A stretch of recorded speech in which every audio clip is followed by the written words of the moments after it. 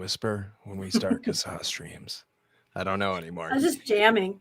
Yeah, that intro just gets me every time. Nobody can see us before we start the show, but I'm usually dancing. I'm just kind of bopping along, air drumming. Welcome to CASAA Live, everyone. Happy Saturday. Thank you for being here. And if you're watching on the replay, thank you for tuning in as well. Definitely some familiar faces in chat. I already can't words. I'm already flustered. It's the intro music, I tell you.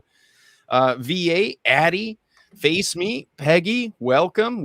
Though, welcome. Apathy Miller, welcome everybody. Welcome to CASAA Live. We definitely have some fun topic discussion things to talk about today. I don't even know what to call it. A deep dive. It's kind of a deep dive.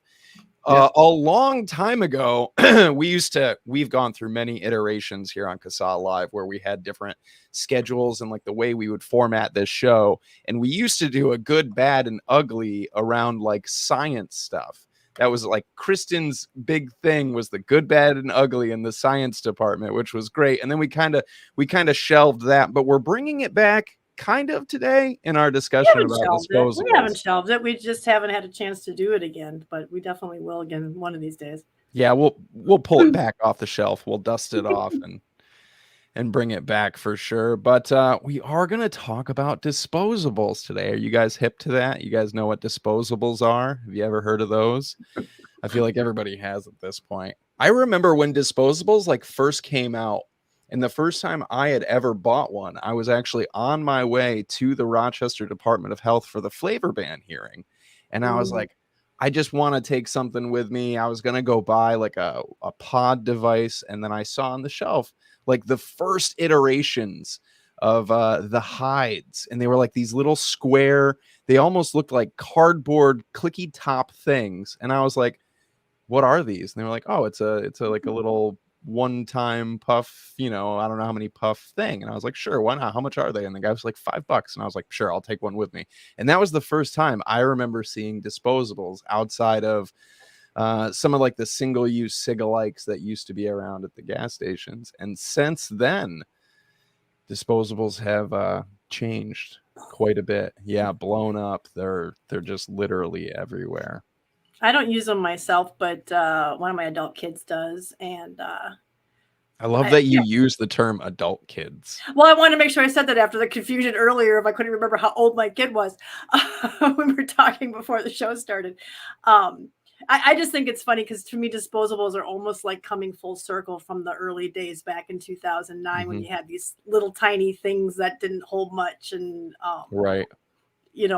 Weren't refillable. I mean, originally they weren't made to be refillable. I mean, they gave you little new things to put on top, the new carts or whatever we used to call them that look like little cigarettes. And it feels like we almost came full circle. It's interesting. Yeah. The only disposable products I ever bought were that first weekend in 2013 when I switched and I bought a Logic and I bought an Enjoy King. And after that, it's all been, something refillable cartridges, tanks, mods, etc. I mean, I don't vape anymore, but so I haven't tried any of the new generation of disposables, but well, I can reassure you because the first e-cigarette I ever used was in 2007 and it was an Enjoy King. And it did not work for me. It was actually something that at that point in time, because I didn't fully quit until 2017. But that product solidified in my mind at the time that e-cigarettes were just this gimmicky thing that was never going to become, anything. It was just like this cool, like, oh, I can smoke inside. You know what I mean? Because that's what I bought it for, was so I could go puff on it in the bathroom of the restaurant and not have to take cigarette breaks. But it did nothing for me. I used it and I didn't feel satisfied, but this is again 2011, so these were early generations, and hats off to folks who quit in 2011 or before with the products at that point. Hats off to you. Yeah, I think I want to say it was 2015, 2016 when my aunt moved in with us, and she had been resistant to trying vaping for the longest time, and I even set up a whole outdoor room for her to smoke in when she moved in with us. And we were at Walmart one day and they had Enjoy Kings there, and I said, you know, these are supposed to be a lot like, I've heard a lot of good things about them. They're supposed to be very like cigarette like and stuff. All you got to do is puff on them. Don't have to mess around. No fuss, no muss. And she's like, okay. And she threw it on the conveyor belt, you know, and like maybe about a week and a half later, she was like, you know, it'd be really nice if these were rechargeable. And I'm like, got her. Yeah. And like a month later, she was in the vape shop with us buying a really pretty purple mod, you know. Sure. Yeah. And after that, it was all good to go. But so I guess we should start with our deep dive and you want to go right into it now that we've kind of prefaced the all right, we're gonna we're gonna start talking, so we're gonna dive. Yeah, we can't start talking anymore until we do this.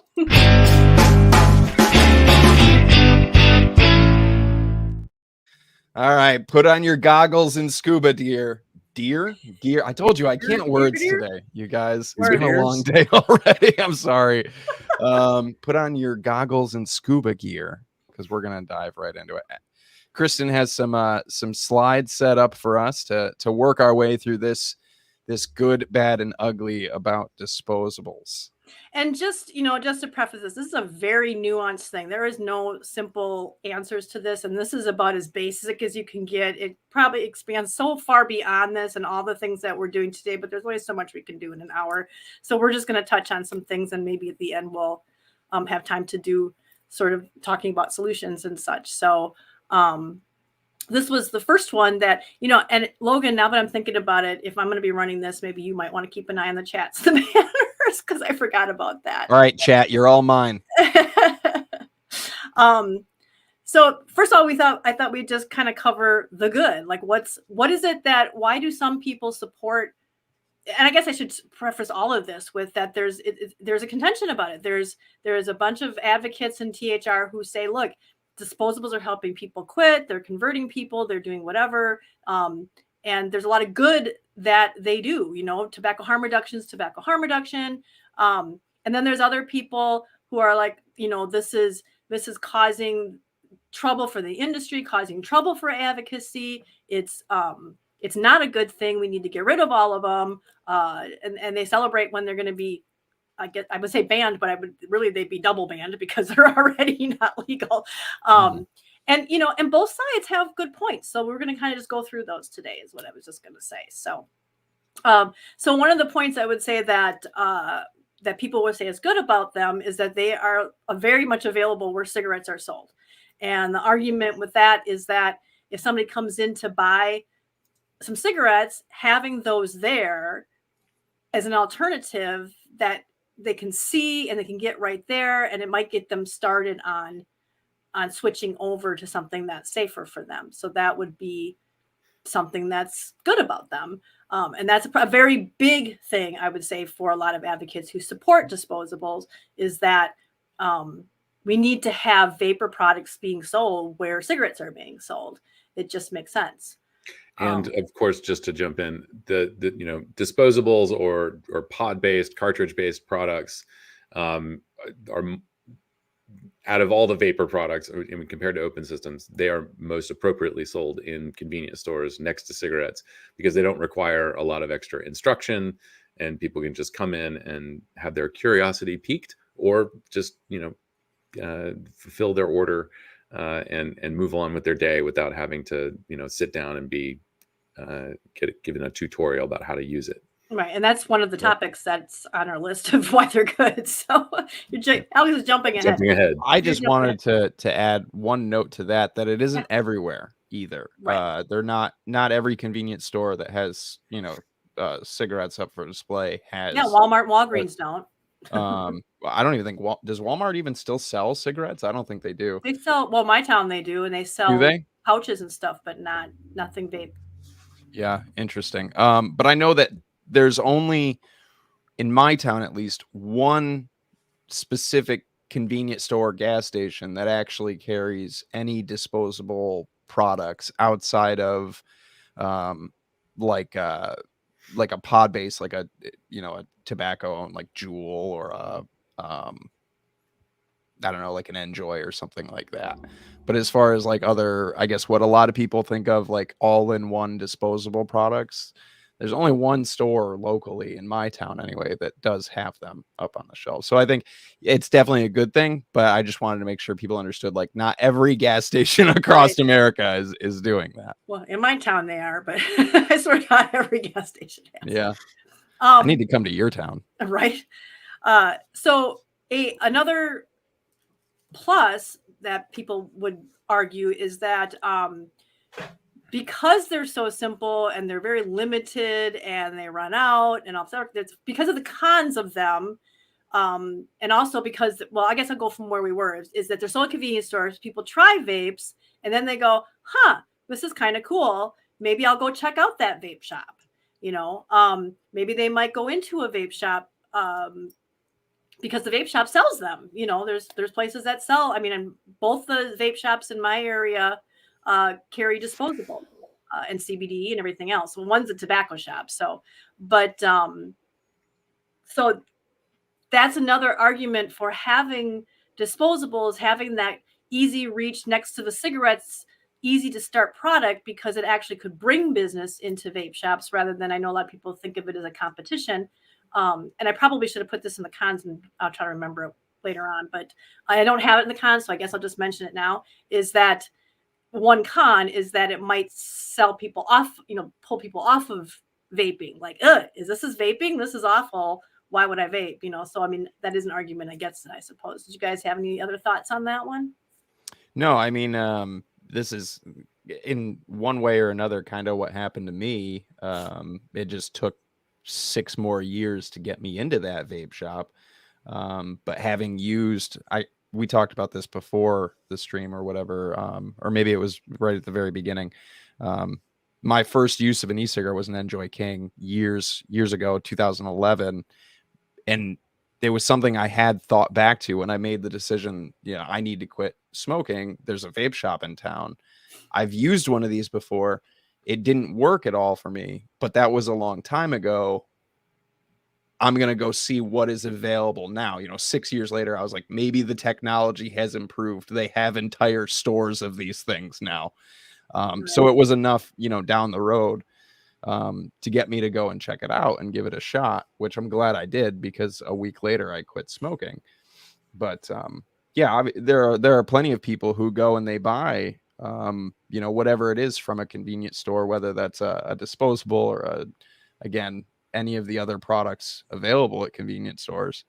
And they might try that for a couple of weeks and they go, well, I wonder what else is out there. I wonder if there's a cheaper way. I wonder if there's a more, I wonder if there are more flavors. I wonder if there are just more options available to me. And there's the vape shop. Well, it's kind of like when you buy a car and then you see that car everywhere. It's like if you switch to vaping, it's like, oh, there's a vape shop. Oh, there's a vape shop. Maybe I should go check out the vape shop. It could work that way. I think there's unfortunately less of that now, but well, and I live in a state that has passed the PMTA directory bill, and well, they actually snuck it into an alcohol bill, but that's a whole nother story. And soon we might be at a point where nothing's going to be able to get sold. So vape shops might have to, if they're going to have any kind of, inventory, they may have to, if they don't already carry them, they may have to start if they're going to compete, or just become tobacco stores, or just close down. Who knows? Yeah, there are very few vape shops left in New York at this point, and the ones that do remain tend to be, kind of multi-product shops, tobacco shops, tobacco shops. The pattern has been, I guess, diversifying the product, so it's more into the. I don't know if I'm using it correctly, but the kind of the health and wellness industry. Alternative health and wellness, maybe. So your CBD, kratom, all the different mushroom powders that are available, other stuff like that. And then, of course, just because they ban it doesn't mean it goes away. And we'll talk about that later. But all of this stuff is still available. So, and and the thing is that well, no, I'm gonna wait. We're not got that. We haven't gotten that far yet. So easy to get ahead of yourself on these. Sorry. Okay, this is kind of what Alex was touching on before, and this is kind of a silly graphic, but I just happened to find it online. But it just, it really is. I mean, if you think about how complicated, I mean, that's one of the reasons why my aunt didn't want to start, because she saw us messing with coils and cleaning stuff and refilling stuff and, doing all that. Then you've got people who get into like building coils and making their own e-liquid, all that kind of stuff. It can get pretty overwhelming pretty fast. And so she had no interest whatsoever in that. So it was the Enjoy King, which finally got her started in it. And because it was just simple, she just had to take it out of the pack and use it, so that's one good thing for getting people started, at least. I mean, if you have somebody coming into a vape shop, even a vape shop owner is going to tell you that, good business would be not to just overwhelm them with, rebuildable coils and making, stuff like that. Sure. They would want to give them something simple, easy to use, to get them, a starter pack, basically. Yeah. If the start of the conversation is, hey, listen, do you have a drill and a couple of fish hooks and things like this? I'm going to teach you how to spin your own coils. But yeah, I know, definitely, the graphic on the left, the whole mod and tank, as I believe Scott Gottlieb so eloquently coined them, contraptions at one point. Yeah, they are. They're not. They're really not like beginner products, even though at one point that was really what was available to a lot of people. Years and years ago, were mods and tanks, and thankfully, early pre-built coils, pre-made coil heads. Even though a lot of things back in the day leaked and didn't run nearly as well as they do now. But yeah, I mean, what I'm using is a refillable, but even, something like a Juul is, you click it in, you vape it. And with a disposable, you just skip the click. You peel out two little plugs at the ends of like the rechargeable, if it has a rechargeable spot, and a little silicone plug on the tip, and you vape it. It's as simple as ripping the cellophane and foil off a pack of cigarettes and lighting up a cigarette. There are very few steps involved. And I think that's definitely a massive appeal to a lot of people. And I'll highlight on this easy to use before we move along topic here. There were a few things in chat here I had kind of thrown up earlier. Right, this one right here. People with arthritis, excuse me, fine motor skill problems, etc., may not be able to re-wick or build coils, or even something as simple as putting in a pre-built coil head and like screwing down a tank and squeezing a bottle to refill that tank. Things like that can be, excuse me, a massive hurdle for people who have, some complications with their hands and things like that. So yeah, that ease of use, outside of just making it as simple as we can for people who smoke, this is a big reason why those products right there are an excellent thing to have on the market. Well, I mean, I have to point out that having started this back in 2009 with Cigalikes were designed like disposables. They were meant to be as simple as possible. They were pre-filled little carts, and you just popped them on the battery. And I'm not even sure if there was even a recharger for it. Oh, I might have had the screw-in recharger. I can't remember now. I can't remember if our first ones had that or not. But they were, because the manufacturers knew that people who smoke just have to take it out of the pack and put a lighter to it. So they were trying to keep it as simple as possible. It was the vape community that made them completely complicated, because it could be, their mods, their modifications, developing the tanks and the coils and the squeeze boxes and all that other kind of stuff, stronger, longer batteries, all that other kind of stuff, all came from the community. So most of us who got into it early actually are, it was something that was, plug and play. It wasn't something that was complicated at all. So it kind of, like I said, it kind of came full circle back to that.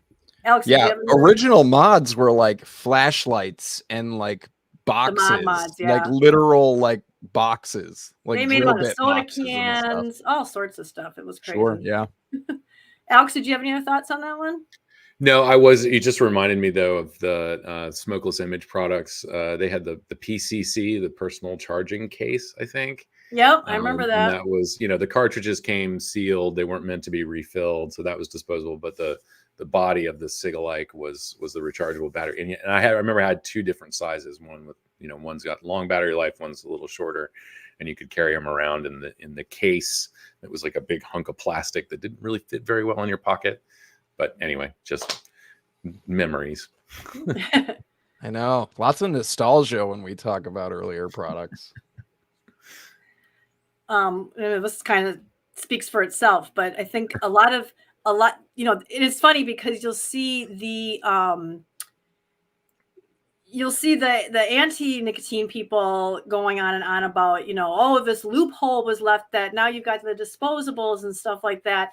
And they're not wrong in a way, because when they decided that they were going to ban, not that, when Juul, there were people crying because they lost their mango Juuls. I mean, it was crazy. And, they were very, very upset about it. And so what are they going to do? They're not going to switch to tobacco flavored, from that. And the disposables filled a need. It filled an empty space that was left from the federal move on the banning flavors in the pod systems. And then, the anti-vaping, anti-nicotine people are all, why did that happen? No, I don't think they were. The mystery was not a mystery. No, I know, but they pretend. The Trump administration made a decision, and they decided to create the loophole for disposable products. And some of the reporting is, geared, and I think some of it is true, that this was made into a political issue. And so, leaving disposables on the market was a political calculation in order to not alienate people who vaped, because, and CASAA, of course, had a hand in collecting some of this information. We are a group of very passionate consumers. And for a lot of people, this is the single issue that they will vote on. I don't know how true that is today. Obviously, there's a lot more stuff on fire, but that was a message that got to lawmakers. What was this, 2017, 2018? God, I can't even remember all the dates, but back then. When they it of course was, it's legitimate, and it was convincing enough for the Trump administration to leave disposables on the market. But of course, as you mentioned at the very beginning, it's all basically illegal. So there really wasn't a loophole. It was just, I guess, sort of a directive to FDA saying, here's some boundaries for your enforcement discretion. I know there's some discussion around New York and convenience stores and disposables going on in chat right now. And as a New York resident, I just want to highlight that any flavored disposables sold within the state of New York at a convenience store are already illegal. Yeah. They're already illegal. So just bear that in mind. It's already something illegal. There is no allowing of that product to be sold in those convenience stores. It's illegal. I believe if out of any of the states, so New York State, the weird thing about these vapor directory bills is, New York State would actually benefit from having one compared to what we have now. But whenever you hear people talking about the 23 products, which is actually, there's only 15 products that contain nicotine authorized by FDA. That's all that's allowed to be sold in New York State in terms of like vaping. Across the board, period. Yeah, that's it. Yeah. And there is not a single flavor other than tobacco on that list. Yeah. Okay. Yep. So any of that, whether they're allowed or not, I just wanted to clarify, just because I see there's a bit of a discussion going on in chat. Yeah, they're already illegal. Yeah, it's not being allowed. It's just not necessarily being addressed, I think. And not just New York, everywhere. No, anywhere in the U.S., everything is already quote unquote illegal, which technically, sure. If it hasn't received PMTA authorization. But New York has banned it harder. Right. Yeah. We Even cracked down here in New York. Yeah. We're double banned, triple banned. Yeah. Can somebody Google how you make something illegal more illegal? More illegal, right? So sorry, I struggled with the what graphic to put with this, but and this is sort of a nuanced thing, because it's like, I walk into my local vape shop, and they basically have 3 and 6 milligrams for bottled liquids. So that's pretty limited. But if you go online, everything's available. Same thing with the disposables. If you go online, you can find anything. But generally, if you walk into a convenience store or a vape shop, the strengths are very limited. But and you don't really see. I do see 0 milligram, at least up until recently. 0 milligram was being sold everywhere for sort of a step down thing. But Logan, you were going to make a really good point about this. Sure. So I'm fortunate enough to live close to a reservation, and that's the vape shop that I go to. So I have a little bit more available to me than a lot of my fellow New Yorkers. I'm not going to name that particular location because obviously there's a bit of a gray area there when it comes to all of that. But where I go to, they have shelves and shelves of disposable products, and typically any of them that do contain nicotine, which is the vast majority of them, the only strengths that I ever see are 5% and 3%. And then when it comes to the 0%, there's a very small little display case where they do carry 0% disposable products. But that is it. As far as step down goes, at least for where I go, the only step down is 50 milligram, 5%, 30 milligram, 3%, or 0, which really limits the range. And that's just what's available to me. There are places where plenty of people go where the only thing available in disposables is 5%. There are no other options. Where when we get into open systems, whether you're talking about salts or non-salt free-base nicotine, there is every in between imaginable, from 50 milligram all the way down to 0. I mean, it does. A lot of places don't do like 2 or 1 anymore. There's a bit of a skip in between, but regardless of that, you could find 48 or 42 or 36 or 24 or 12, 18, what have you.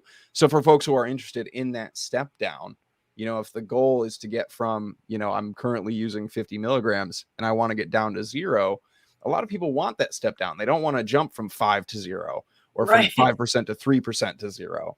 They want to gradually come off of that nicotine. And I think one of the things that can, or a lot of what could be done in this space, and I'll leave that to the solutions, I guess, at the end here. But yeah, that's obviously one of the things in regards to disposables is there's not a big step down option available to people. And I want to add to this. I mean, this technically I think falls under ugly, but a lot of this is, ideally this is the manufacturers responding to consumer demand. Sure. On the other hand, the reality is that these are the only types of products that FDA is authorizing. I think it's worth noting that FDA hasn't authorized anything lower than 2.4%. Actually, Views has 1.5%. Sorry. And that's the Views Zero, which is that the really old one that nobody uses? They're all really old ones. Yeah, they're all kind of outdated. I feel like the Ace Pod is probably the newest one. Logic Pro, I remember seeing ads for that in 2017, 2018. It was a nice ad campaign. But still, so it's weird to me. It's unsettling to me, and I hate to take this position, but FDA is only authorizing the products that are most likely to keep people coming back for them. Sure. And it's one of those things that if anybody's out there trying to make the argument that the Center for Tobacco Products is captured by the tobacco companies, here is something that may qualify as proof of that. And I think it's really unfortunate, and it's not something that is benefiting public health. Sure. Yeah, absolutely. Okay. There's a real easy solution here. Right. This one, I mean, I told the story earlier to you guys about that, I was in my local tobacco/vape shop, and the manager was using a disposable, and I was like, "That's a disposable." I mean, it looked like a mini mod. It looked kind of like my little e-leaf, And I'm like, "You just throw that entire thing out?" And he's like, "Yeah." He said, "Well, I don't. I actually, somehow, because not made to get the battery out, but he breaks it apart, gets the battery out, he melts down the plastic to use in his 3D printer. I'm like, we don't all have a 3D printer. But I said, well, how much is that thing? And he's like, $30. And, like this model here, like I said, my adult daughter also uses them too, but this is $24.99 and it's for 10 milliliters. So, I mean, 25 bucks to spend instead of spending, and mods aren't even all that expensive anymore. It used to be back in the day that you were dropping a pretty penny for something like that. And so you can get them for under 50 bucks pretty easily now these days. But they are definitely more expensive over time, because if you're spending, I mean, I don't spend that much that's how much I spend for, what is this? I think it's 100 milliliters or 6. I think that's what I spend for like 100 milliliters. So, I mean, that's crazy. That's crazy to do that. They're cheaper up front. They seem they're cheaper than going into a vape shop and dropping, $100 or whatever. But over time, you're actually spending a lot more. Yeah. And I think pretty commonly too, for higher milligram, 5% nicotine salts in a bottle, that's about the price that I see for a 30 mil bottle. I think that's pretty common. $20 to $25 for a 30 mil bottle of 5%, which, sure, there's an upfront cost, which is something that, we've discussed upfront costs of switching from, smoking to e-cigarettes in plethora at this point on this show. Years ago, we had that conversation as well. Right. But once you get that upfront cost out of the way, you've bought your pod device, you've bought your tank, you've bought your mod, what have you, your device itself. If you're using a tank that's pre-built coils or pods, there's the cost of those, sure. And that's going to range depending on the product. The pods that I use are $15 for a 4-pack. So what is that? Like $4, $3.50 or something like that for a pod, somewhere in that range. And then a bottle of e-liquid, which, when you break it down, every one of those is a fraction of what I'm going to spend if I were solely using a disposable, at 5%, 10 mil capacity, whatever. Right. I could probably cut that number down by into a fourth of that per same amount of puffs, what have you. So yeah, definitely a more expensive product over time. Okay. And kind of for the same reason that we said it was a good thing that it's sold by the cigarettes, it's also, in a way, a bad thing. And this kind of also goes back to the whole stepping down with the liquids, the nicotine strengths and stuff like that. A lot of times you got young guys like this who are behind the counter. They don't care if they're selling you a vape or a Reese's peanut butter cup. I mean, to them, they're just selling. They're not going to be there and say, hey, you might want to try this, or you might want to try that, or, here's how you can quit smoking with it if you step down. And, there's not they're just there to sell you whatever you throw onto the counter. And that is definitely a drawback, because people will buy them. They won't know how to use them. I mean, I remember, in vape shops, they would teach, they'd warn people, it's not like inhaling smoke. It's moisture. It's going to be different, and prepare them for that, because, it's so harsh. It's like, well, this is how you do it. And which strengths to start with and all that other stuff. So that's a con too, for it being into convenience stores. You don't get the same guidance that you would with a vape shop, or that a vape shop should. I've been to some bad vape shops too that don't help much. Here, get this rebuildable thing. It's like, you're kidding, right? But yeah. I spent an hour that day that I decided I needed, I was going to go to the vape shop. This is my last Hail Mary at quitting smoking, or this is just going to be the thing that kills me. I spent an hour at that vape shop, and thankfully to the owner, Kevin, at the time, who spent that hour just talking to me. I'm glad it was a slow day, right? But spent an hour discussing these products with me and helping me figure out exactly the flavor, the strength, the product to start with. Everything that this man knew about these products, he just laid on the table. Now, that's overwhelming for a lot of people. I understand. Maybe I'm an outlier here, but I can't tell you how grateful I was to have that vape shop interaction that day that I walked in. because there's a good chance if I had had a really poor interaction or somebody at the counter who just says, yeah, dude, buy this. Like, that's cool. Whatever. Here's your change. See you later. Right. I may have had a completely different, situation happen with me quitting smoking. And then that vape shop later on, I couldn't walk in there without spending 45 minutes at the place.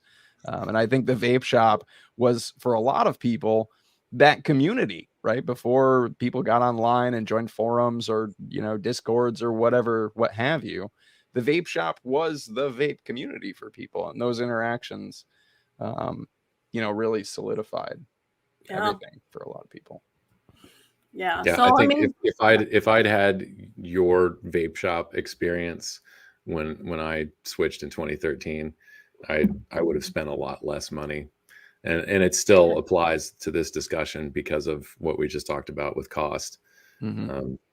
The having that instruction from somebody who knows the products, I know is incredibly helpful. So. Oh yeah, and I think because of my kind of poor introduction to e-cigarettes years prior to that, I was so skeptical.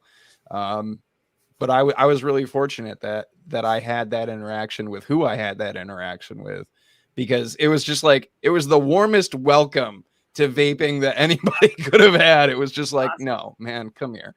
Let me teach you, kid. I say kid, I was 23, 22, but. And in a way, this is an argument. This is an argument for vape shop owners who are so angry about the whole disposable thing, that this might be a good sign that you need to carry things in your shop, not necessarily disposables that, aren't allowed or whatever, but things that are very simple to use, that people can, a lot of people didn't want to carry things like the Enjoy Kings and stuff like that because, oh no, that's big tobacco. Back then it wasn't. It wasn't. Yeah, right. Yeah, back then Enjoy was an independent company. But it's a good argument that if you want to pull those people into your shop instead of them going to the convenience store and buying that vape, you need to let them know that you've got something that's convenient and affordable, and that you can upsell them to later to the other things with the pros about open systems. But if they never walk into your shop because you don't have anything else to sell them to start with, you're never going to be able to have a chance to upsell that customer. So this might be a good argument for having something to draw them in. Like Juul, they refuse to sell Juul. There's a lot of places that refuse to sell Juul. A Juul sign on your door might actually draw customers in, and eventually you might be able to sell them to something else. I had conversations with vape shop owners years ago that when Juul first hit the market, they brought them in. There were plenty of vape shops that had Juul displays, had them on the, out and readily available. And then kind of through Juul being Juul, a lot of them stopped carrying that product, but sure. Yeah. Right. Okay. Yeah. And this one's a problem. Mm-hmm. And mainly, and this kind of could have gone to like the ugly as well, as far as just being the optics of it, but that you're not going to see, you don't see mod type stuff sold in this way, really. It's the cheap stuff coming from overseas or over borders. And this is how kids are getting, Snapchat and TikTok. It's crazy how they're selling those things. And that is going to be a tick against them, because it's bad, because they shouldn't be doing that. There's no age verification going on. This is going to people who wouldn't just be able to walk into a convenience store. You don't sell this on TikTok and Snapchat. That's kids. I'm sorry. That's young adults and teens who are on those apps for the most part. And adults aren't going to buy vape. They can walk across the street into the gas station. They don't have to go to TikTok to order stuff. So that's bad. It's bad that happens. And that's what bad thing about, specifically, I would say, these disposable products. But I don't know a lot of it. So I'm kind of just throwing that out there. So don't skewer me on that one. Look, I still get hit up on X, Twitter, at least once a month for disposables, cheap disposables, real shady THC products. all sorts of stuff. It happens at least once a month. For a while, it was happening like every other day. And I think, I don't know if the market for X has just calmed down, and I'm not on TikTok, so I'm not getting as much of it now. Right. And the main CASAA inbox has been getting Chinese spammers for years. Oh yeah, I get it. Cool. Thousands Ask them for money. Fill that order, all Ask that them stuff. for money. Yeah, I'm getting on social media all the time trying to, we have good vape. It's like, okay. just hit them back with that. Like, listen, you could support us though, Yeah, But there's a whole thing about foreign contributions to 501c. So darn. Okay, fair enough. But the thing is that gives ammunition to the enemy. This gives ammunition, because just being on Twitter is one thing, that's mostly adults, but TikTok and Snapchat are so young adult teen oriented, and that makes advocates' jobs harder, and that makes vape shop owners' jobs harder, and people who are trying to do things the right way, who are doing tobacco 21 and have carding people when they come in, or they're 21 and older store, or they're they get lumped in with the characters that are doing this, and that's not fair to them. So because they follow the laws change, they will continue to follow the law and get screwed, whereas these guys will still just go on like nothing ever changed, because they weren't following the law to begin with. So why would they start now? Because there's a law on top of the law on top of the law. They just won't. It's just like any other black or gray or illicit or whatever you want to call it market, right? And at this point, you guys, because we've switched over to the bad, we're supposed to be arguing for the bad side as opposed to arguing the good side. So it's kind of what I'm doing. I'm part of playing devil's advocate. I mean, I think there's good and bad on anyone. So sure. Yeah, there's pros and cons across the board for disposables. And this is one that we're seeing around a lot. Yeah. And at first I was kind of like, yeah, I suppose it's not great, but when it comes to regular, open systems and stuff, you're throwing away coils, people are throwing away batteries, people are throwing away empty nicotine bottles. Sure. So I mean, there is that, but then I saw stuff like this, and it was just like, ugh. And when I went, when I was talking to that vape shop manager, and he said, you just throw that whole what looked like a mini mod to me away with a tank and everything. I was just like, you can't recycle the battery. You can't, there's nothing. And that's just bad. I mean, that's just not good.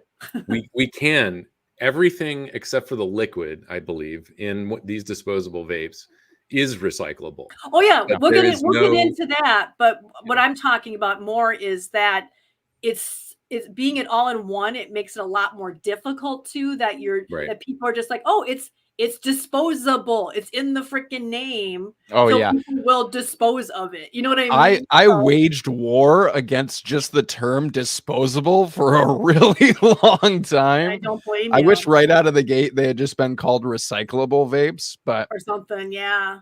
Yeah, we're not going to change that terminology anytime soon. But I think it does give the impression that this is just something that you discard.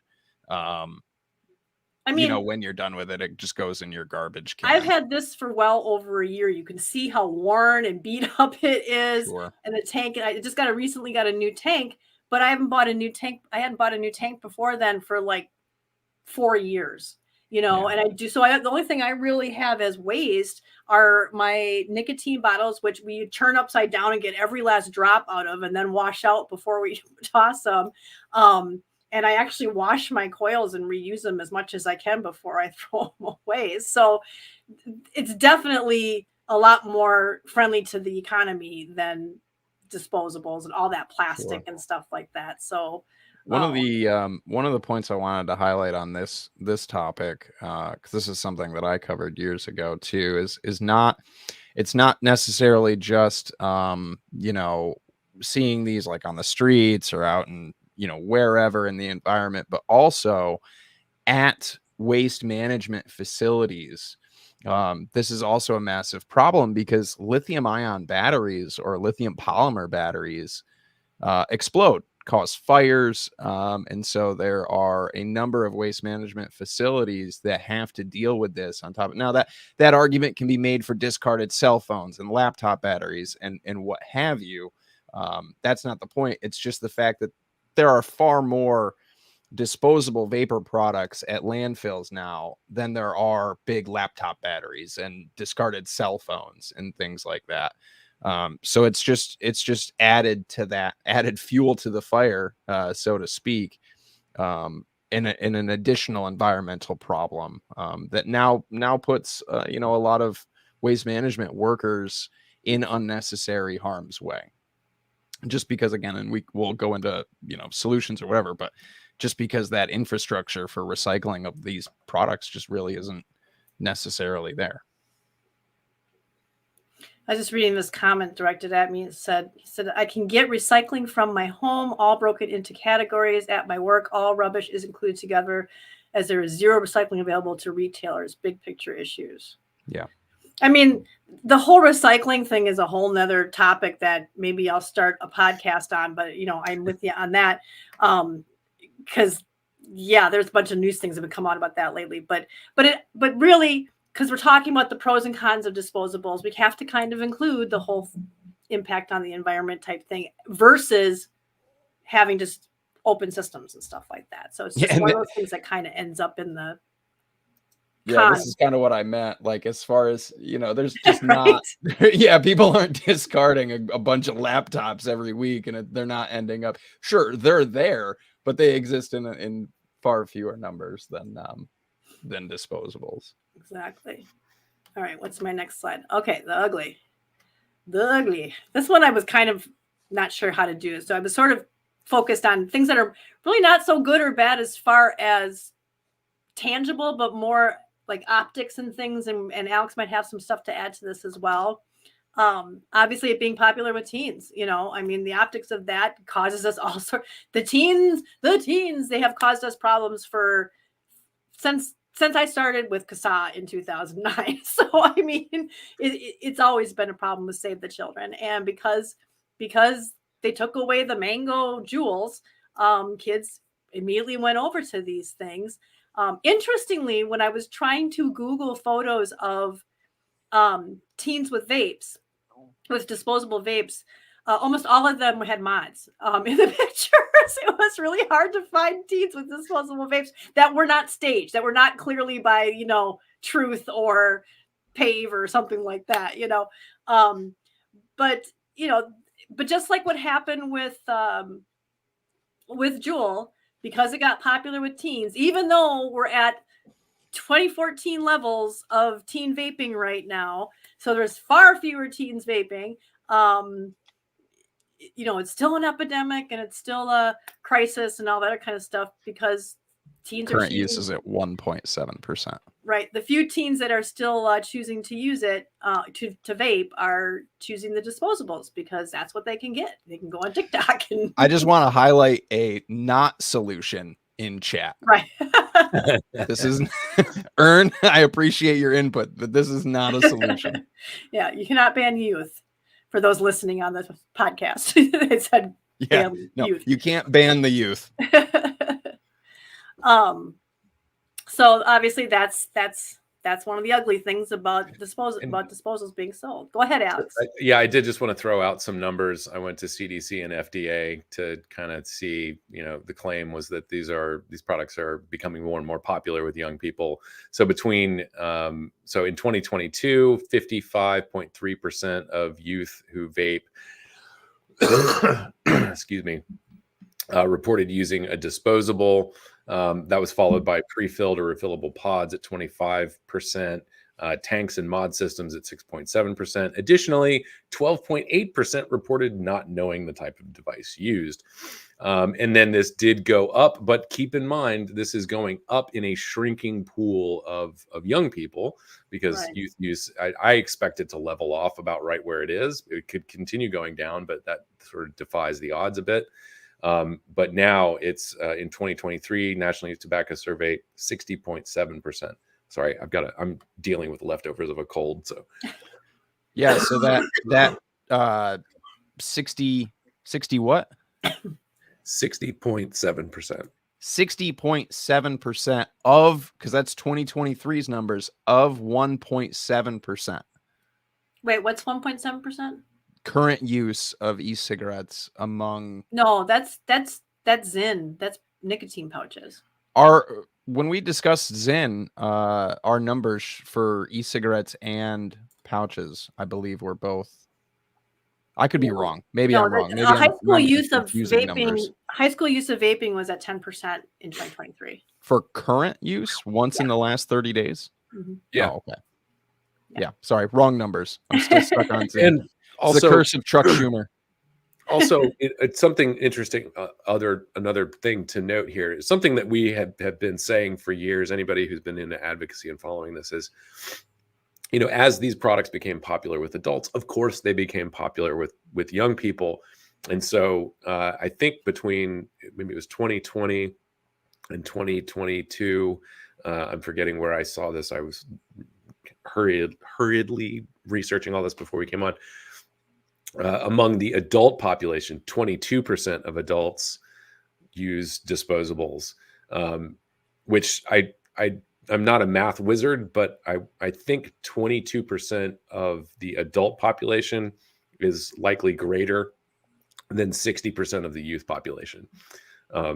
Maybe they're a little close, but if anybody wants to get into the argument about how all of this stuff is sort of laser focused on getting kids involved in vaping and nicotine, the reality is that most of the money and the demand is coming from adults. So there we go. Right. Yeah. Okay. And obviously this is a bone of contention with the industry, and we see how that's playing out with the tobacco industry going after all of everybody pretty much. And then it's a valid point is that, of course they haven't applied. And I think, I've been having kind of a discussion, I think it was in the We Are CASAA group, with someone who's been very critical of even CASAA for not speaking out against disposables and fighting disposables, and I guess calling for bans. He hasn't really been very clear on what exactly he'd want CASAA to do, considering we're not an industry group. But from the consumer standpoint, we want to see as many products out there as available as possible for them. And I think one of the points that I was going to make, I was going to go back, but he kind of stopped talking to me. I was going to point out that, one of the things I did point out was that this is illegal on top of illegal.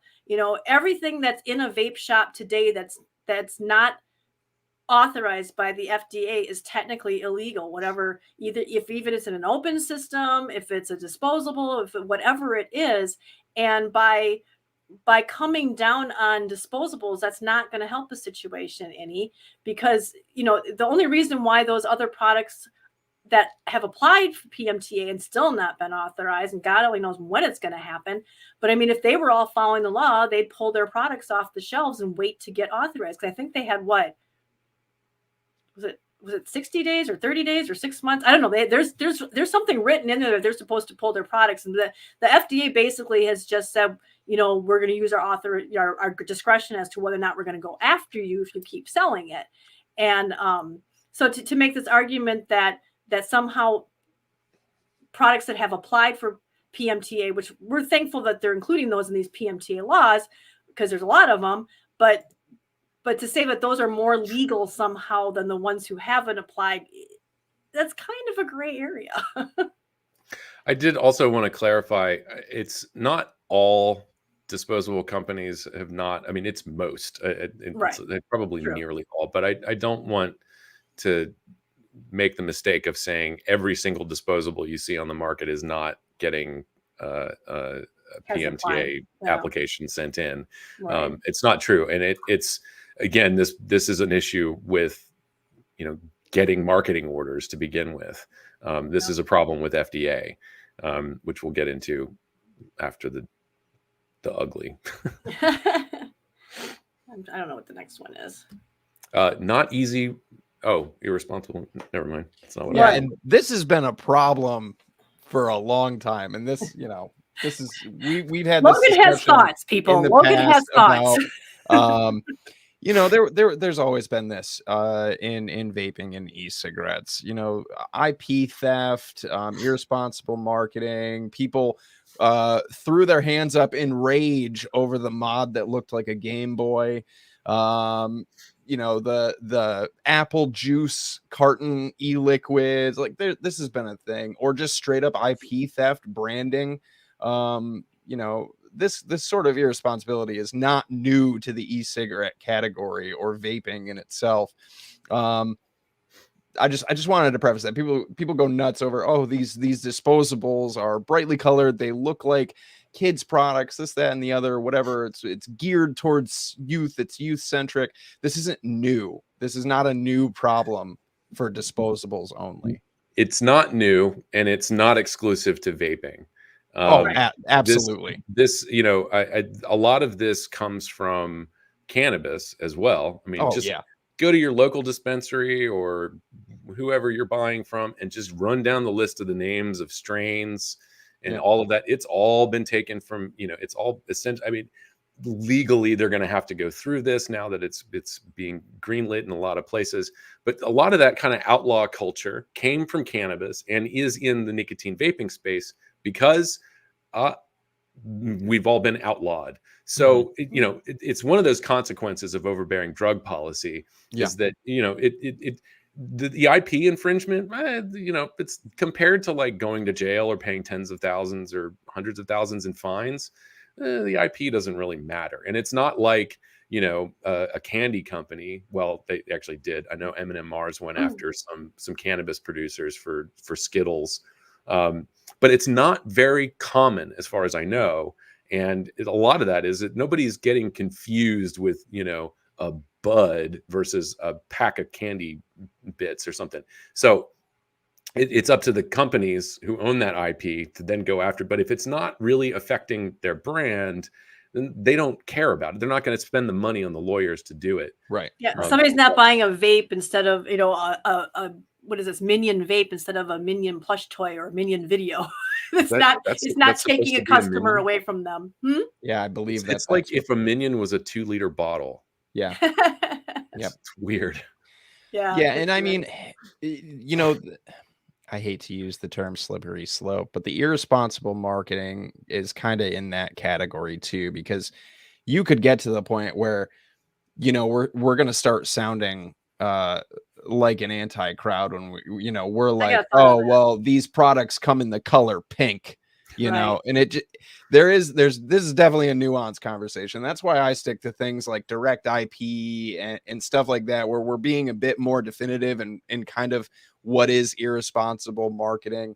Right. But yeah, there's definitely plenty of it out there. And like Alex said, it's not exclusive to vaping. I've literally seen cannabis Skittles, a bag that is completely, it looks exactly like a bag of Skittles, branding and all. Yeah. And up in the corner, it says in a little bubble, medicated. Yeah. Jeez. So it is, it's irresponsible. But I just like to point out that, and this is like, this is what somebody, other people bring up who are so angry that, maybe CASAA's not doing enough to fight against disposables. But the thing is that there's so much nuance in this. We got accused of this from way back in the day. I mean, people were taking Coca-Cola cans and toys and stuff back in 2010, 2011, before kids had ever even heard of vaping, and they were converting them into vapes. It was just a fun thing that they were doing. They were taking, like I just put up there before, about the one that looked like a Game Boy. Somebody took a Game Boy and did it. They did calculators, flashlights, all that sort of stuff. Where the term mod comes from. Exactly. It's just modifying things into a device. So, and the other thing is that over the years of, of going on 15 years now, or no, 14 years, whatever, how long have I been doing this? I've seen so many misguided people, and I'm sorry to use the word misguided, but I feel it is misguided, that want to blame somebody, players in the market, players in the industry, vapors, the consumers, for what the anti-nicotine people are doing. And you just can't do that because they will always point to something. You know, back in the very early days, we called them e-cigarettes. Oh, we can't call them e-cigarettes. This is why they're coming after us. We can't do this because they think they're e-cigarettes. No, they just hate us because it's got nicotine in it. No, it's the e-cigarette. So okay, so we start calling it vaping. Well, they just started calling it ends themselves. They didn't care what we called it really. And then it was, oh, it's the people blowing clouds. It's the cloud chasers. It's all their fault. It's the cloud chasers. Well, you know, cloud chasers are largely not even around anymore. It's banned. Vaping is banned in public in so many places, yet they're still trying to shut us down. So obviously it wasn't the cloud chasers. Then it was Juul. And now the scapegoat that we like to point to is disposables. And, you know, you got to remember that. And one of the points that person made to me was, we need to get the antis on our side and get rid of these bad players. They need to be banned, because, the vape shops and stuff, we do this, we do that. And so these bad players need to be put out. And that just tells me that they have not been around doing this very long, because they would know that as soon as the disposables were gone and youth vaping doesn't really go away 100%, because they will always vape. They will come up with the data. They're like, oh my God, 0.5% of teens are vaping still. That's 500,000 people, you guys, 500,000 kids. We have to save them, and guess what? Nobody's selling disposables anywhere because they were double, triple banned. So what's left? The vape shops. They're going to blame the vape shops. That you can't, it's like that old saying of, they came for this and I did nothing. They came for that. I did nothing. Now they've come for me and nobody's left to speak up for me. That was a very quick summary, but you know what I'm saying? So it's sorry. Whew, got myself all riled up. All flustered, all worked up over here. I'm clamped. No. So yeah, but that's the case, is that so.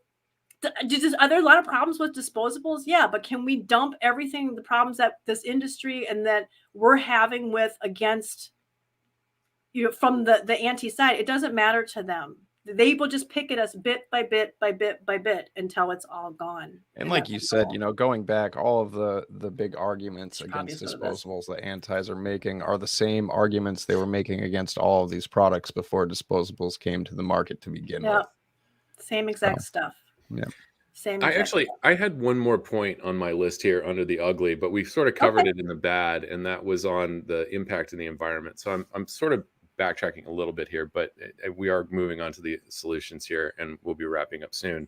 But just to give some numbers. So first of all, I want to, this is actually a pretty good segue into, is there a solution? And going back to the recycling and environmental impact. When I go and look, just how do you recycle vapes, or are there, do stores have their like take back programs, bring it back to the vape shop? Some of the stores will, like any brand. There are other manufacturers that will accept any brand. And what they do with it after that, I understand. I'm not going to debate this here, but yes, I, have seen the videos too. Recycling is basically a scam, and it all ends up in, India or Pakistan or somewhere in a parking lot, never to be dealt with. But to give some context or for reference here, I went to a site, podsalt.com, which I think sells product. So I'm not trying to promote them, just giving you my reference. To put it in perspective, it's been reported that every second 2 disposable vapes are being tossed away, which accounts for 10 tons of lithium being sent to landfills. That amount would make enough electric engines for 1,200 electric cars. I'm assuming that they meant batteries. And then in recycling, Vaping 360 has a post on this. But I think worth noting that the 3 references they link to are all in the UK, not in the United States. Not to say that there aren't companies in the United States that are doing this. I just didn't see them immediately when I started researching this.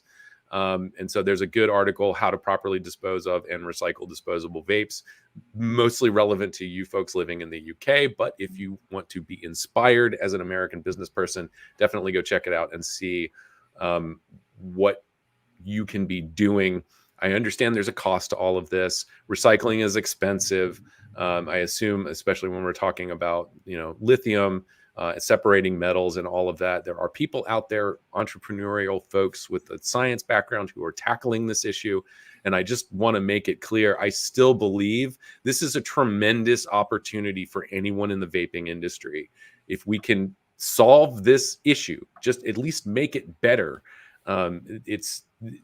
You've got all of the product. Like if you ever needed, a source of something to help work on solving this problem, this is it. The other aspect of this is manufacturers. This is your time to pay attention to what's going on. If you don't start making changes and make these products easier to disassemble by the consumer, the state and the federal government are going to do it for you. We don't have any more time. This has to start happening now. You can be motivated by repairing the image of the industry if you want. That's fine. But all of this plastic, all of these chemicals, all of this stuff ending up in landfills, in the stream that runs through your town, it's not doing anybody any favors, and it's not going away. We're not just going to be able to turn this isn't the 50s anymore. It's here. It's on our shores that are rapidly encroaching where we live. So this is a problem I think that the vaping industry can take a lead on. There just has to be, I have faith, there is a money-making opportunity here for somebody. You think? Yeah. And so, for those people who have the spirit, go out and get it, and just do it. I believe in you. I don't know what else I need to say about that. And I'm about ready to start talking about other solutions, but if you guys wanted to jump in. No. I don't know, man. I'm hyped and motivated to just recycle lithium right now. Thank you for that. I have a huge bag of batteries in a drawer in my kitchen. So, one of these days I will but I don't throw them away. Right. Yeah. And I mean, in most places, it's not easy. We've talked about this before. There is no standard. There are a couple websites out there. I don't have them handy, and I should have looked them up for, links in here. Maybe we'll put them in the links in the description afterwards, of where to go to find out, where you can go in your town to recycle batteries and other e-waste. Most places should have something at your transfer station that collects and separates all the e-waste. There is a proper way to dispose of all of this stuff, and e-cigarettes are e-waste. And as I think BG Iraji was mentioning earlier, yes, the nicotine is a problem. I don't have a solution for this, but do just want to note that any schools or any kind of government type facility that's confiscating vapor products, the cops, the schools, etc., they have to dispose of nicotine according to federal law. They have to handle it like a hazardous substance. And that disposal is expensive. So, and I guarantee you that money is not coming out of the football budget. So it's a big issue. And if there's a way to make that cheaper and more, because kids aren't going to stop using these products. It's just, this is how drugs work. It's somebody's got to solve that. And it is an issue. But there is plastic, there are metal bits, all of this stuff can be separated. Most of what an e-cigarette is can be recycled. It's just the liquid that is a big barrier. And of course, being able to separate it efficiently. Ideally, consumers can take care of that in their home without the risk of blowing their faces off. So please don't just start taking like hammers to your disposables to get them apart. There are plenty of videos on YouTube about what happens when you hit lithium ion batteries with hammers. Yeah, don't do that. In case you're curious. No, don't I've looked it up on YouTube. It's thrilling. It's absolutely riveting to watch. Well, I mean, we have an adult audience, I'm telling you. Somebody videoed that and put it up on the internet so that you don't have to. So right. That's what I mean. You want to see stuff blow up. It's kind of like watching Jackass, but not actually participating in doing these things. Live vicariously. It comes up like, please don't do this at home. Yeah, exactly. Yeah. So I guess I don't want to pose this as like a simple solution to all of this, but I think it is definitely probably one of the biggest parts of the solution, is that the path to marketing has to become more accessible. We need an environment where these products are registered with the officials. This is that kind of, what degree of regulation are we willing to accept? If you're a shop owner and you're just like, F the government, F the FDA and all of this, we don't need them. Well, this is the environment that you get when we just throw up our hands and say, screw it, we're going to sell and do whatever we want. You are facing competition from, manufacturers all the way on the other side of the world who don't care. All they care about is being able to produce thousands of units and get them sold. And they can do it. Anybody can go, this article, another article I was reading, I'm not debating the article, but, anybody with enough money, not much, can basically start an e-cigarette disposable company. They just got to go to the right manufacturer in China and get their logo and whatever on there and come up with some flavors and some marketing, and boom, you're in business. You can do that for under $100,000. And so if you want the lawlessness and you don't want to deal with a regulator, then this is what we've got right now. So it's just like the same arguments for, I think, at least legalizing or decriminalizing drugs. Legalizing, I think, is better, because then you have more transparency. You're able to track, what these products are, where they're coming from, whether or not they are genuine, which we were talking about counterfeiting before we came on. There's a lot of counterfeit stuff out there, and it's very difficult to verify that you're getting the real thing. Even if you can do a verification of something, they're likely going to, do some sort of, copy of that and throw you off and make it look like it's legit, but it's not. That's the world of counterfeiting. The point is, the easier it is to bring these things to market, meaning let's establish some standards, let's get some targets that companies can hit. I understand that it's still going to be expensive, but if consumers can feel assured that they have access to the genuine article, and it's got to be at a competitive price, it's got to be the diversity of products that we have all come up with until FDA stepped in and started doing things, and all this stuff got shoved on the illicit market. It has to appeal to people. We will pay a little bit more, just a little bit, to buy the genuine article and not feel concerned that we're, funding terrorism halfway around the globe, or, we're funding communism, brutal dictatorship somewhere. It does, whatever. If we know that we're buying from an American company that's making this product for Americans, Americans are going to feel a little bit better about that. And are going to be more inclined. I'm not going to say it's 100%, but we're going to be more inclined to support those businesses. And we can't do that now. We don't have that system. We have, 3 or 4 companies with 15 nicotine products on there that all taste like tobacco. That's what we've got. The rest of it is underground, or they got, some sort of court issued stay, or their application is, pending with FDA. I have no idea how long that's going to. Oh, pause. It's too good of a rant to have Alex go full robot right now. Am I stuck? You did. Yeah, I think you broke SteamYard for a moment. No, you're good now. Anyway, it was just so fiery. and I mean, this is what, the trade associations that have enough funding, they can do federal lobbying. Nobody wants to open up the Tobacco Control Act and liberalize how we're treating tobacco products. This is a long haul. There's a lot. I mean, I don't know. Maybe there's something that comes down the pike in, a couple of years and everybody changes their mind about this. I don't know how many more studies we need to show of people quitting smoking by switching to these products to really demonstrate that they are valuable and good for public health. There's certainly a lot of money in the anti-advocacy side. Way more money than CASAA's ever seen.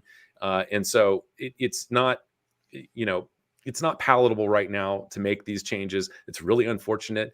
And, I don't want to stray off course here, but this may be one of those issues that nobody really wants to solve, because there is some political capital in taking one side or the other. Who cares? I'm trying to not talk about another issue that probably usually gets people pretty fired up. But it's another one that we just don't want to solve because, politics. And the other thing is, this may fall under the ugly, but this is again a policy issue. The reason we're here is because the policies suck, and it's pushed all this stuff onto the illicit market. in that vein, I had a conversation with somebody at an expo I went to in Miami. I went to the Alt Pro Expo in Miami. There were nicotine products there, but it's also it's that health and wellness alternatives industry type thing.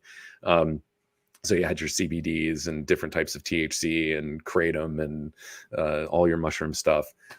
It was interesting.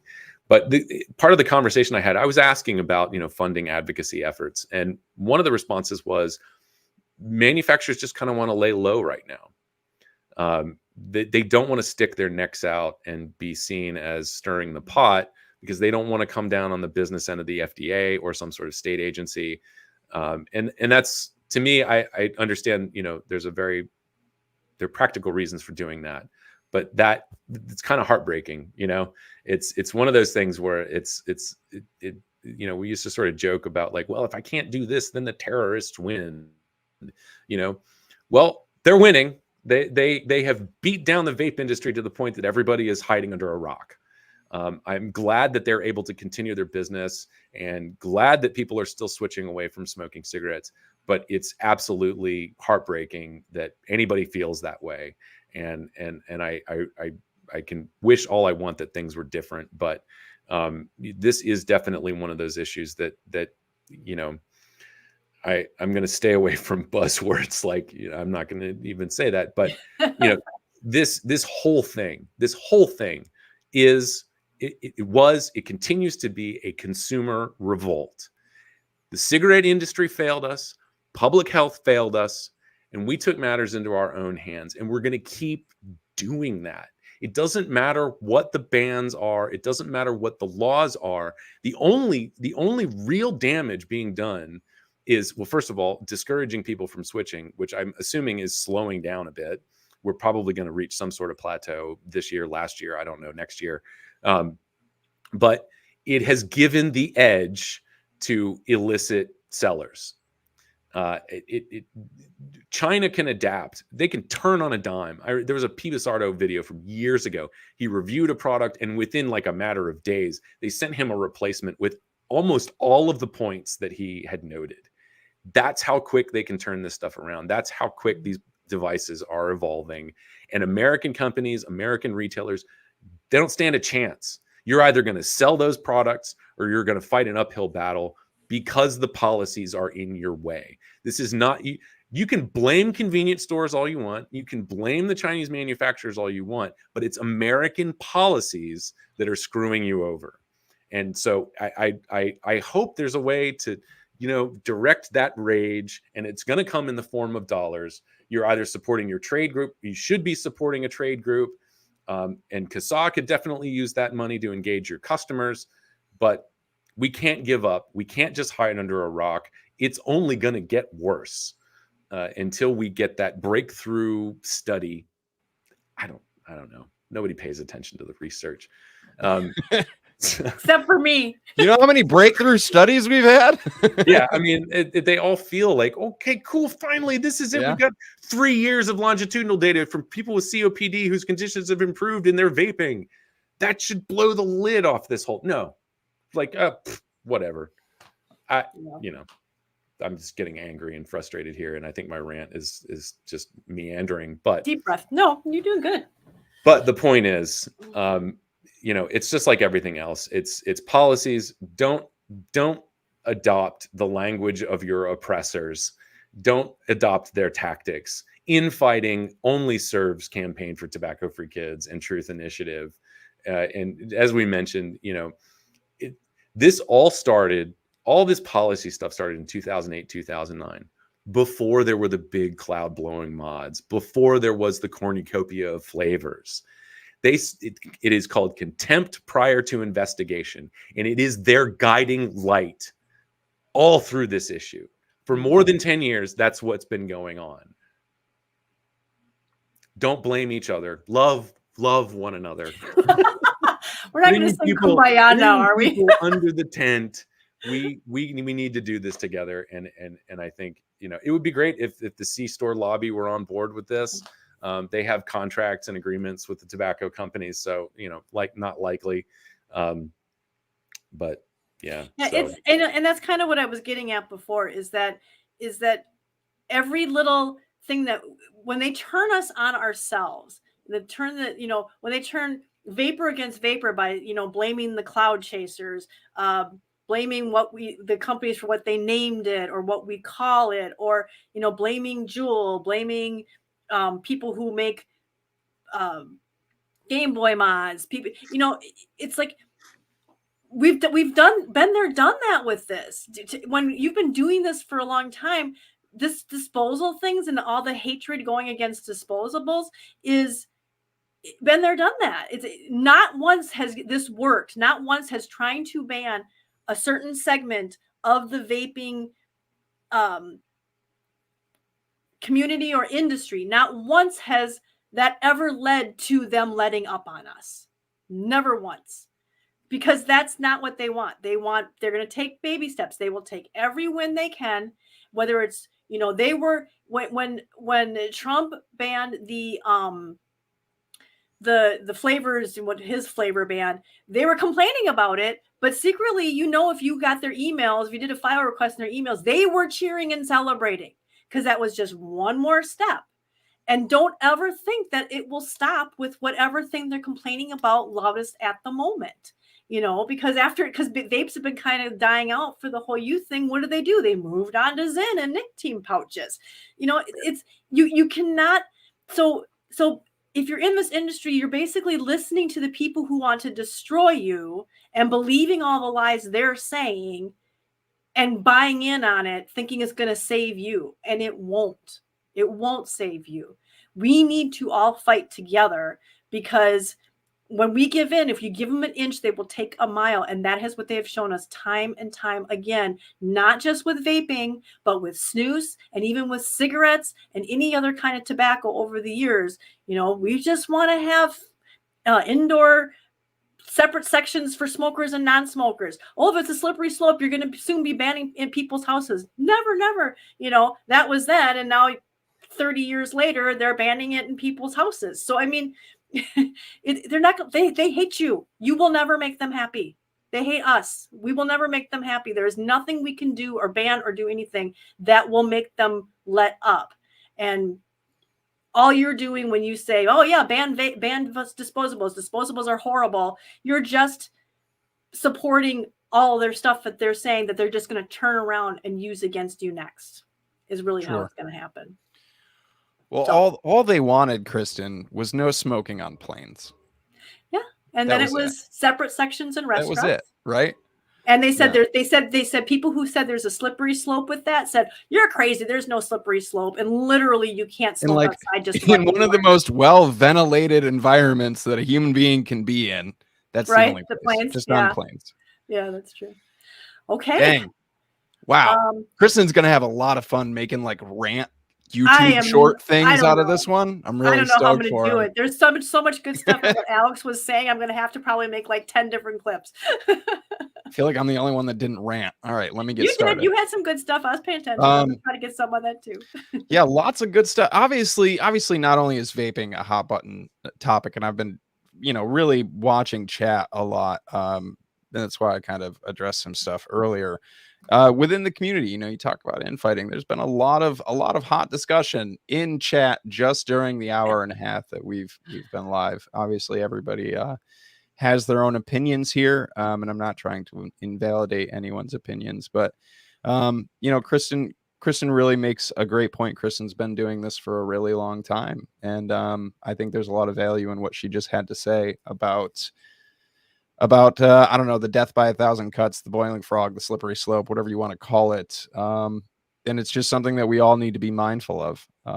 So I highly encourage everybody, if you missed anything that Kristen just said, go watch it again, because she's a wealth of knowledge. She's been doing this for a very long time, much longer than me, for sure. So yeah. And Alex's rant as well, that ended in a full robot, which I love seeing Alex get fired up. A lot of times during the stream, he's very calm, collected, professional. And then when you get him fired up, man, I just want to go tear down buildings right now. Mallory says the rage sweats are real. Yeah. True. Rage sweats. Our good friend Nick Green calls that truth butter. I don't know if anybody's hip to Grim Green or whatever, but the rage sweats. It's weird, gross truth butter. But yeah, lots of good points. Thank you. I think that is where we're gonna wrap this stream up, though. I think that's a great place to end our discussion on disposables, which obviously we're not done talking about these products. As Alex pointed out earlier, they're not going anywhere. They're absolutely not going anywhere. So thank you. Thank you to everybody who tuned in today. Thank you for everybody who's watching in the replay. Our past couple of streams have had a really great turnout as far as live viewer counts. So thank you. Huge shout out to everybody who makes these streams. We definitely appreciate it all. Alex made a great point earlier about contributing to CASAA and to trade associations and things like that. I highly encourage everybody, if you can give, please give. We have donate buttons and stuff on all of our places on our website, stuff like that. There's plenty of places and ways to donate to CASAA. And I know we've made a point about it in the past. One of the best ways, absolute best ways, even if it's not much, donated to CASAA is reoccurring donations. If you only have a few dollars that you could give every month, $1, $2, $3, $5 that you could give to CASAA, reoccurring donations reassure us in the money that's coming in and what we can continue to keep doing. One-time donations are also great, but if you are capable of setting up a reoccurring donation, please do. It definitely goes a long way. Even a few dollars goes a long way. Every penny adds up. Another great way to donate too is check out our merch store. If you want something back in return for the money you give us, Danielle Jones has created an entire wardrobe of awesome tobacco harm reduction merchandise and t-shirts. You get to be a walking billboard of tobacco harm reduction. So go check out the merch store. Other than that, sign up for CASAA. It's absolutely free. We don't blast your inbox full of things that you don't need to know, just things you need to know when you need to know it to be a better advocate and to get involved. On top of that, if you're on Facebook, I have a Facebook, but I don't use Facebook. But if you do, like millions of other people out there, Kristen does. Kristen does. I don't know which side of the screen I'm on right now. Check out your state Facebook group, your CASAA state Facebook group. If you live in a state or anywhere part of the United States of America, there's a page that you can join and you can be active in and get involved with. Otherwise, what else is part of the spiel? If you like listening to audio versions of us talking about all of these things, you can do that wherever you listen to podcasts. I pull this audio every week from our live streams, edit it, and ship it out across the audio interwebs. You can go check all of that stuff out as well. Follow us on all the social medias, CASAA, at CASAA Media, pretty much across the board, at CASAA Media, whether that's X or Instagram, everywhere. It's at CASAA Media. I think that's it. I'm going to add this one. Did I do all the things? Kristen, the floor is yours because I don't know what I've forgotten. You did testimonial already, right? I didn't do testimonials. Share your story. Share your story. Yeah, absolutely. Also available on CASAA.org. I don't know how many we're up to right now, but it's not nearly enough. We need 100 million more. So if you have a story to tell about how these products have helped you, whether you've quit, whether you've cut down, whether you're able to use these products in situations where you can't use other products, whatever that story is that's benefited you through smoke-free alternatives, share that story on CASAA's testimonial page. Yeah, we haven't hit 14,000 yet on that, so we really do need people to do that. Yeah, we're only like 6 million away from what we need. And Alex, do you want to take this last one? Go to your state pages, check for your. I'll do it. Never mind. Yeah. I'm sorry, I was reading some chat stuff. Go to the state CASAA.org. Go to lawmaker lookup under Get Involved State Locator. We did not do a legislative rundown this week, but there's a hearing coming up in Minnesota on Monday. If you want to know what's going on in your state, go to the look up your state, scroll down, and you will be able to see what call to actions are currently active in your area. I think that's it. Yeah, there's plenty of them. There's still plenty of calls to action ongoing right now. Sadly, there's a lot. Pages and pages of calls to action. Yeah, the best thing you can do is head over there, click on the clicky map. If you know what state you live in, click it. Yep. Click it or scroll down. There's a whole list. They're kind of all over the place right now. So, and we will see you in 2 weeks. I'm not sure where that Where that takes us to, that would be sometime in April. We'll just go with that. April 6th. We'll see you guys in April. That would be April 6th. My kid's on spring break next week, so. Oh, mine too. Actually, mine don't start spring break until Friday. Okay. Next week. All right. Well, thank you, Ern. We heart CASAA. Yeah, that's my last point. I guess if I have a final ending to the spiel that I give, is that CASAA is not just Alex who goes to expos, or Kristen who creates the blog, or the board discussing, stuff. Like, we're CASAA. All of us are CASAA. All 300 billion members of us. We don't have 300 billion members, but we can definitely use it. I wish we were. Yeah, there aren't even that many people on the planet. But still, everybody who is a member of CASAA, we're CASAA. And the biggest strength that we have is numbers and our voices. So please, if you're not yet a member, please go join. All are welcome. The gates are open. Everyone join CASAA. Tell your friends, tell your family, tell grandma, text it to random numbers. Join CASAA. That's it. All right. All right. Everybody, enjoy the rest of your week. And as Logan likes to say, be good to each other. And we will see you next time. Yes. Bye.